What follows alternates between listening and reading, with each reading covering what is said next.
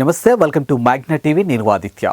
Maharashtra, Jharkhand assembly ఎన్నికలు ఉత్కంఠంగా సాగుతున్నాయి. ఈ ఎన్నికలు పోటీ చేసే పార్టీల హార్ట్ బీట్ పెంచుతుండగా ఓటర్లో ఆసక్తి రేకెత్తిస్తూ ఉన్నాయి. ఇక మహారాష్ట్రలో మాత్రం ఎన్నికలు రోజున కూడా రాజకీయ హడావుడి కనిపిస్తోంది.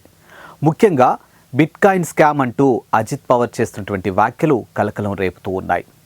ఈసారి మహాయుతి, మహావికాస్, అఘాడి రెండు కుటుంబాల మధ్య పోరాహోరీ పోటీ జరుగుతుంది. మహారాష్ట్ర సీఎంగా ఉన్నటువంటి ఏక్నాథ్ షిండే సారథ్యంలో బీజేపీ కూటమి ప్రభుత్వం అధికారంలో ఉంది. ఇందులో బీజేపీతో పాటు ఏక్నాథ్ షిండే వర్గానికి చెందినటువంటి శివసేనతో పాటు అజిత్ పవార్ వర్గానికి చెందిన ఎన్సీపీ భాగస్వామ్యం పార్టీలుగా ఉన్నాయి. ఇది మహాయుతి కూటమిలో బరిలో ఉంది. ఈ కూటమి మళ్లీ పవర్లోకి రావాలని తీవ్ర ప్రయత్నాలు చేస్తుందని తెలుస్తోంది.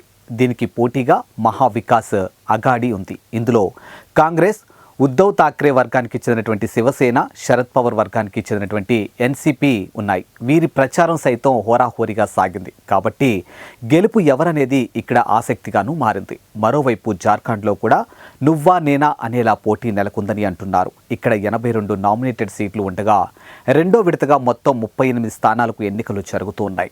బరిలో మొత్తం 522 మంది అభ్యర్థులు ఉన్నారు. జార్ఖండ్ తొలి దశలో 43 స్థానాలకు పోలింగ్ జరిగింది. ఈ రెండు రాష్ట్రాలతో పాటు మరో 11 రాష్ట్రాల్లోని 33 అసెంబ్లీ స్థానాలకు కూడా ఇవాళ ఎన్నికలు జరగనున్నాయి. ఇక ప్రస్తుతం ముఖ్యమంత్రి హిమాంత్ సోరెన్ ఈ ఎన్నికల్లో మళ్లీ గెలుపు సాధించాలనే పట్టుదలతో ఉన్నట్లు తెలుస్తోంది.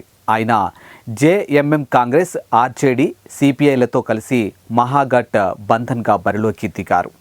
ఇక బీజేపీ, ఎన్డీఏ కూటమిగా Lok Janshakti, Ram Vilas party, JDU, all Jharkhand student union కలిసి పోటీలో ఉన్నాయి. ఎలాగైనా తాము అధికారంలోకి రావాలని ఎన్డీఏ కూటమి ప్లాన్ చేసింది. అయితే వివిధ ఆరోపణలతో జైలుకెళ్లి బెయిల్పై వచ్చినటువంటి హేమంత్ సోరెన్ బీజేపీపై గుర్రుగా ఉన్నారనే వార్తలు ప్రచారంలో ఉండగా ఎన్నికల్లో గెలవడం ద్వారా ప్రజలు తన వైపే ఉన్నారని చెప్పాలనే ఉద్దేశంతో ఉన్నట్లు తెలుస్తోంది.